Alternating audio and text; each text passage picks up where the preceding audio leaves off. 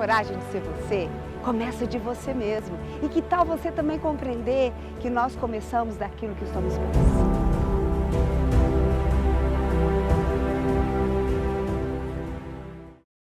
Gente, se você agora me perguntar qual é o meu grande medo, né? Todo ser humano tem medo. Eu vou dizer que eu tenho a consciência de um medo de assim, eu não poder contar a minha história para os meus netinhos e eles se orgulharem da vovó Etel. Engraçado isso, né? Eu tenho muito medo do RH do céu lá, de Deus, porque eu acredito em Deus. Na hora que ele falar assim, ô Etel, eu te dei cordas vocais para falar pra caramba. Como que você usou isso? Qual foi o uso desse seu talento da comunicação? Você fez o quê? Eu tenho medo de não estar utilizando bem, de não estar contando a minha história. E a minha história, eu me orgulho dela e é a minha história que eu quero contar para você hoje aqui. Para falar da minha história, eu tenho que falar de onde eu vim. Eu vim de um homem chamado Sebastião, meu pai. Meu herói, meu pai, funcionário público. Eu nunca vi uma pessoa tão honesta, tão sonhadora como meu pai. E eu sei que não para ali no meu pai, né? Tem o pai dele, com a mãe dele, meus avós, bisavós, tataravós. Mas o que eu mais tenho do meu pai é o sonho. Eu e ele somos muito sonhadores. Eu sou filha desse homem sonhador. Eu sou filha desse homem que não para, que corre atrás. Eu sou filha desse homem que a condição de pobreza máxima não o definia. Era só uma condição daquele momento. E quando a mãe dele disse, filho, é assim que se faz para você não ter mais essa condição, meu pai voou. E ele mudou toda uma geração depois dele. Eu sou filha desse guerreiro, desse sonhador, dessa força.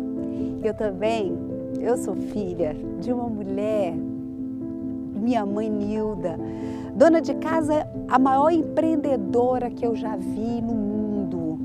Ela escutava que as coisas apertavam, ela vendia cebolinha, ela vendia minha roupa. Ela dava até desconto, essa roupa é usada. Mamãe era empreendedora, ela nunca dependeu do meu pai para nenhum tostão, ela fazia acontecer. Ela vendia linguiça, ela vendia goiabada, era brava, mas era acolhedora. A minha mãe não deixou que ninguém escolhesse a vida dela, ela escolheu a vida dela. Eu sou filha dessa mulher. Gente, eu sou o puro coquetel Molotov do Sebastião e da Nilda. A minha história parece que começou com eles, mas ela se fixou a partir deles. E eu não posso deixar de falar nessa minha história dos meus irmãos. São 5 filhos, eu sou a do meio, eu tenho 2 irmãos mais velhos e 2 irmãos mais novos. Como me mimaram, todos eles. Como eu me inspiro nos meus irmãos também. E por que dizer deles e dos meus pais? É porque essa minha história, ela tá lá, ó. Ela tá aqui, ó. E eu honro essa história. Eu honro a minha história. Mas e daqui pra frente? E aí a minha história começou a ficar muito louca quando eu tinha que dizer ao mundo o que eu queria ser. Que maldade, eu não sabia, eu não estava preocupada. Eu gostava muito do agora, isso era uma característica minha. Muito do divertir, do curtir, do entreter. E aí? O que eu queria ser? Isso foi uma das grandes dores da minha vida. Eu não tinha clareza, certeza do que eu queria ser. Tá tudo bem, fala o que é para eu fazer, que eu vou fazer, mas me deixa em paz. Acho que eu tinha um pouquinho dessa ideia. Mas uma vez eu tive um pouquinho de clareza, assim, parecia que eu tinha uma clareza. Eu queria ser cabeleireira. E meu pai disse, não, isso não é profissão não, vai ser cabeleireira não. Eu falei, meu Deus, ali eu me perdi. Então o que eu vou ser? Eu quero ser atriz. Não, atriz não é profissão também não. Bom, diante desse dilema, o que eu queria ser não era isso, não podia ser, então beleza, paps, o que eu vou ser? Gente, a partir desse momento eu passei a ser uma pessoa que era o que diziam para eu ser e não o que eu queria ser. Faz sentido isso? E aí, com certeza, eu dei muitas cabeçadas, né?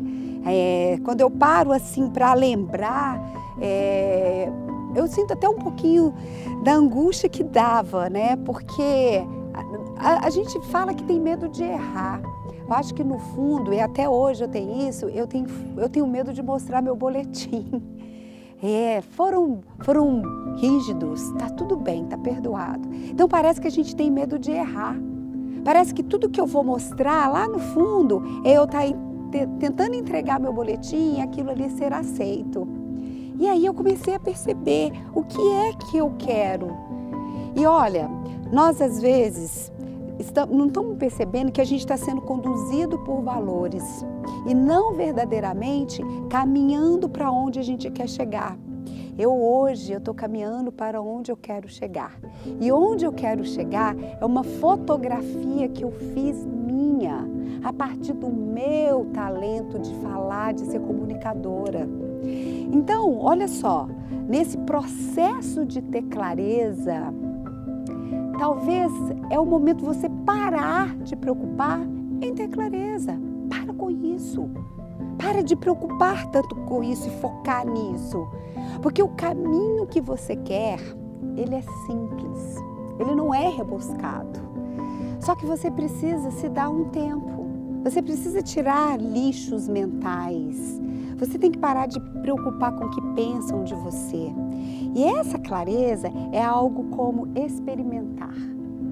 É como você se permitir, é você dar um basta, chega, eu quero estar no controle da minha vida. E onde está o simples disso? É quando você começa a ouvir também o que chega até você. Sabe, qual é o seu talento? Do que você gosta de fazer? Do que você perde horas fazendo e que não tinha nada a ver em um aprendizado nas escolas tradicionais ou na universidade? Do que você mais gosta de fazer? Quando me fizeram essa pergunta, sabe o que eu respondi? E morrendo de medo, eu gosto de falar. Eu gosto de falar. Beleza! E o que isso significa? Como que você pode falar para ser uma doadora e transformar a vida de pessoas? É só isso. Observe você. Não sabe o seu talento? Pergunte àquela pessoa que está mais próxima de você. Qual é o meu talento? Vai lá, pergunte. Você às vezes tem uma sensação que está apertado, que está angustiado, não tem caminho, mas que você quer explodir, que você quer sentir a liberdade com você e aí você começa a entender que a liberdade é uma conquista. Eu senti várias vezes assim. E como que eu rompi? Como que eu explodi? Como que isso foi acontecendo na minha vida? Aconteceu como assim, algumas pessoas falavam uma coisa aqui, eu li a outra, eu adoro biografia de pessoas de sucesso. E quando eu fui juntando todas essas peças, eu fui entendendo que eu não deveria ser o que diziam para eu ser, mas eu deveria ser o que eu queria ser. Eu tinha que pagar para ver. E aí, ó, subiu. Para onde? Não sei, mas eu comecei. E é isso. Se entregue. Vai, sabe? Põe o pé no chão. Pega, experimenta, cheira, prova, cai, levanta, chora, pede ajuda. Mas essa explosão é experimentar. Experimente, erre e vai de novo, começa tudo de novo. Eu passei por momentos trevas de sem identidade, né? Eu buscava uma imagem. Então eu alisei cabelo por muitos anos, eu usei mega ré por muitos anos e era terrível, ninguém podia tocar na minha cabeça. Eu terminei namoros, amizades e era uma vida constante em salão de beleza, nada contra, muito pelo contrário, você quer ir, vai. Você quer usar mega, use. Não é isso. Eu estou contando do meu momento treva, onde eu me escondia atrás de uma maquiagem, atrás de um cabelo, e era muito sofrido para mim. Aquilo não me pertencia, mas de certa forma me camuflava. E eu era aquele camaleão em busca, mas tudo bem. Foi um processo interessante que me fez hoje valorizar a mulher que eu sou. Tá tudo bem ser quem nós somos, mas a minha história, eu estou compartilhando ela com você. Nos meus momentos trevas, eu posso te dizer que eu perdi uma identidade. Eu deixei ser levado pelo outro e o meu ego forçou e contribuiu para isso, porque o meu ego me fazia sentir muito pequenininha diante das pessoas. Então eu tinha que ter um padrão que parecia agradar. E aí também o ego me fazia tentar que todo mundo ao meu entorno também ficasse pequenininho. E aí eu fiz biologia. Eu fiz graduação em biologia, fiz mestrado, doutorado, fiz 3 pós-docs e no meio disso aí, lá na minha graduação, eu me apaixonei pelo meu professor de estatística. Quem é que disse que ter feito biologia não foi bom? Foi ótimo. Sorte minha? Não sei, mas de alguma forma eu atraí esse homem para minha vida. Quem é o meu marido na minha vida? Um anjo. Deus baixou um anjo e falou, vai lá ajudar aquela alma perdida. E esse anjo, tudo que eu achava que não deveria ou que não era bonito em mim, ele dizia que era lindo. Começava pelo cabelo. Quando ele viu o cabelo secar natural, ele falava, por que você não deixa assim? Mas uma característica do Alexandre que também me contaminou é que para ele está tudo bem. Desde que seja honesto, comprometido, fazer bem feito, ele topa tudo. Ele topa tudo. Ah, vamos vender pastel. Ele topa. Então eu comecei a ver uma leveza nele. E aí esse homem entrou na minha vida, casamos, temos 2 filhos lindos, Mateus e Mariana, que hoje são adultos, já fizeram o voo deles. Ela faz medicina, ele faz ciência da computação. E que linda a minha história com ele. E aí também sou o coach no meio disso tudo. Eu desisto daquilo, reconheço que aquilo era para mim e ele sempre, ok, vambora, vamos. Alexandre, esse anjo na minha vida, ele é assim, ó, vamos. O que você precisa? Vambora. Movimento, né? Alexandre é assim comigo. E aí alguém falou, você é coach? O que é coach? E eu deixo experimentar, eu já estava numa fase que eu quero experimentar. Eu quero testar as coisas. E o Alexandre me levando. E aí eu descobri o coaching na minha vida e me tornei coach. E aí o mundo começou a ficar mais claro, sabe por quê? Porque naquele momento eu entendia que a minha comunicação transforma pessoas. E o coaching, ele foi só um meio, mas eu posso ser qualquer profissional. Não é fixo. Lembra que o Alexandre me empurra, ele me leva, ele me promove para o movimento. Preste muita atenção quem está do seu lado. Quem são as pessoas que fazem parte da sua história? Elas te levam ou elas te amassam? Preste atenção. Quais são as escolhas que você faz para ver um filme, uma TV, ler um livro, compartilhar sua vida com outras pessoas? Então, de bióloga para chegar coach, eu tive muita pessoas de qualidade ao meu entorno. Preste atenção, me diga quem tu andas que eu direi quem tu és. E aí nessa minha história tem um episódio muito interessante. Aliás, eu quero contar 2 episódios muito interessantes e que me levou ao coach.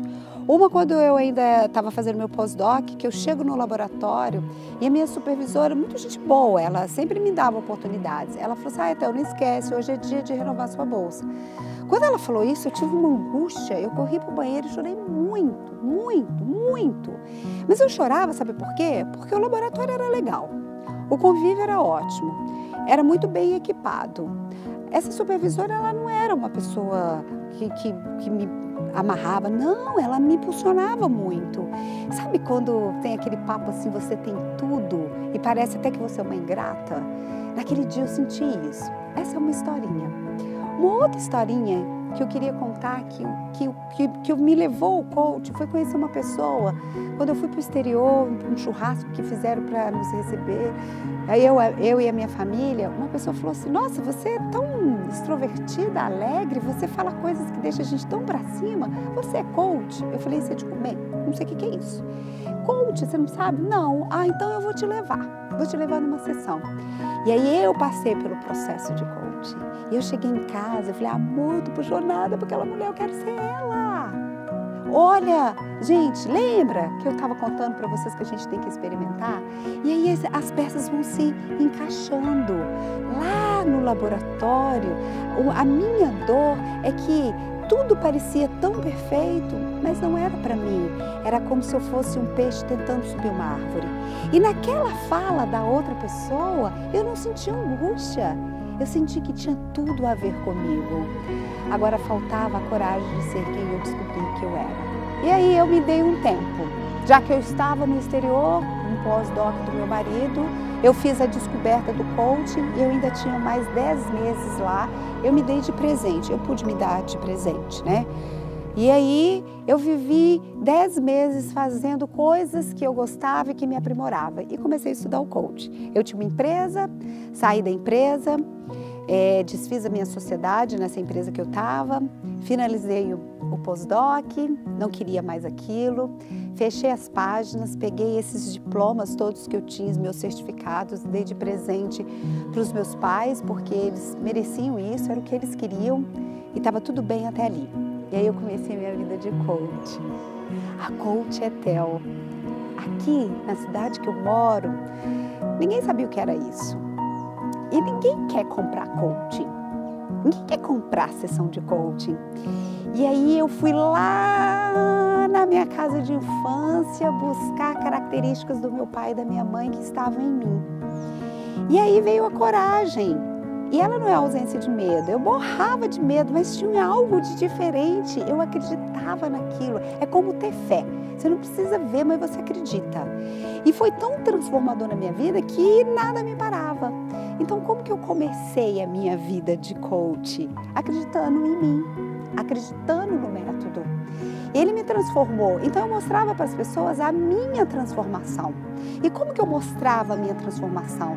Dando palestras, oferecendo palestras, oferecendo cursos, tudo 0800, oferecendo sessões. Então eu fiquei um ano, eu tinha uma reserva, eu fiquei um ano oferecendo transformação, não coaching, não sessão de coaching. A transformação, o veículo era esse método, o método coaching.